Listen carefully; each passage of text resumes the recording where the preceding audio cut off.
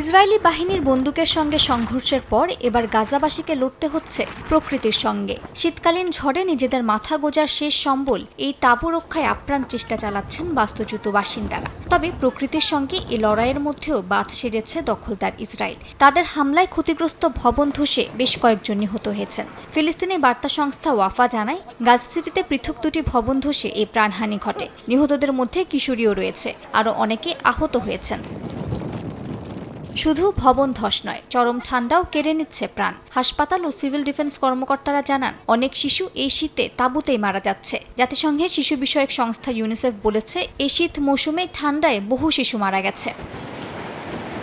এর মধ্যে ইসরায়েল যুদ্ধবিরতি লঙ্ঘন করে এখনও মানবিক সহায়তা ও আশ্রয় সামগ্রী প্রবেশে বাধা দিচ্ছে বলে অভিযোগ উঠেছে। হামাসের দাবি, আন্তর্জাতিক সম্প্রদায়ের ব্যর্থতায় গাজায় সবচেয়ে ভয়াবহ গণহত্যা চলছে। যদিও কাতারের পররাষ্ট্র মন্ত্রণালয় জানিয়েছে, হাজারো বিপত্তি থাকা সত্ত্বেও উপত্যকাটিতে দ্বিতীয় ধাপের যুদ্ধবিরতির আলোচনা চলছে।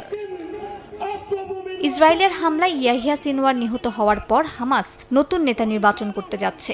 এ প্রক্রিয়ায় শীর্ষ পদপ্রার্থী হিসেবে রয়েছেন খলিল আল হাইয়া ও খালেদ মেশাল। হামাস সূত্রে জানা গেছে, সংগঠনটি এই মাসে নতুন নেতা নির্বাচনের প্রক্রিয়া শুরু করেছে। নির্বাচনে ভোট গোপন পদ্ধতিতে অনুষ্ঠিত হবে। হামের শুরা কাউন্সিলের 50 জন সদস্য অংশ নেবেন, যাদের মধ্যে পশ্চিম তীর, গাজা ও নির্বাসিত সদস্যরাও রয়েছেন।